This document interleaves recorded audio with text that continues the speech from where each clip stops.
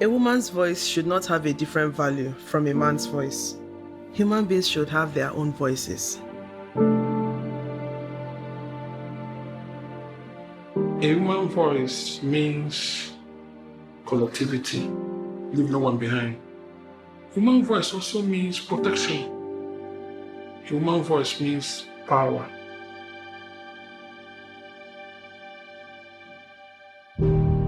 The power that women have is that they have voice to say what is their wish.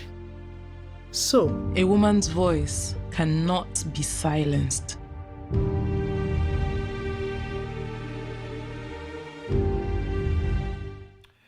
I think there are two dimensions to this issue. One are institutional dimensions, which largely have to do with cultural practices, religious interpretations, history, and how the society is structured. And then there's a policy dimensions also, which actually has to do with how well are we responding, are we using public policy to actually respond to this very important challenge that women are going through. It's a historical challenge, but it is deeply rooted in the character of our society, which often we describe as patriarchal, designed in a manner that it prioritizes man and what the man do, and therefore places the woman in a very secondary position. And we're seeing that historically reinforced by cultural practices, by religious beliefs, by societal institutional framework, including government policies and processes that tends to marginalize and exclude women. And we're seeing them reinforcing, gradual reinforcement by daily activities of people, how people are socialized, how people are oriented, and therefore that continue to shape. Yes, we can speak examples of people, women who have or are holding very high senior positions across the country and even representing the country in international institutions around the world. These are examples of progress. We have seen women becoming more active in terms of as voting population. We have seen more women contesting election and participating in partisan politics. We have seen more women holding strong economic positions and controlling certain economic institutions in the country. These are very good progress.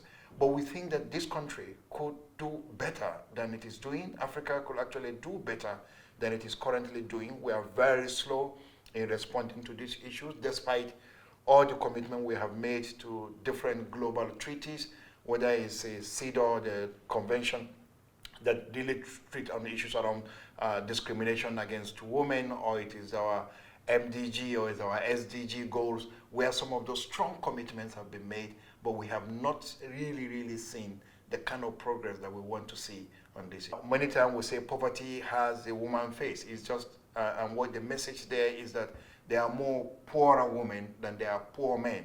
As you go higher up in the education ladder, there's a big gap between educated men and educated women, and we've seen that even when you go into the northern part of the country, it even gets worse. There are states in the country today where girl child education enrollment and completion is not up to 25%.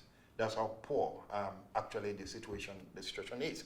So with that, your economic activity is undermined, your kind of political engagement is undermined. It is not possible for Nigeria or Africa to grow or develop when a half of the population is still considered insignificant or not important in that growth dynamics.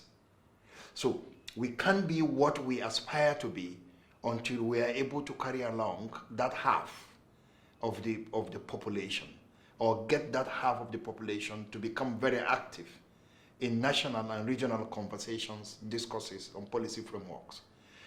There's more conversations on women and women's rights and women's concerns increasingly, both within the country and globally. We have seen a lot of women occupying political positions and also positions around the economy and all that. In the rural areas, we could actually see different programs that are associated with women. There's a strong relationship between urbanization and certain level of social, economic, and political awareness. the more rural you go, the less of that tendency you see.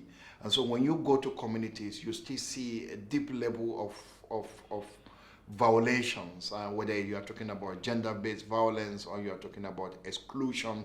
You experience that a lot because, like you mentioned, local communities, there is that strong influence of patriarchy and its related cultural and religious practices that seems to put women down. People call culture. Cultures are never static. Culture is generally a function of a socio-economic development of the people. As economy grows, the polity change, cultural values also change. That is what we have seen. That's what history has taught us. But when things are changing and people are insisting that the past is better than the present, it's just not a good reflection of people who are thinking or driving development.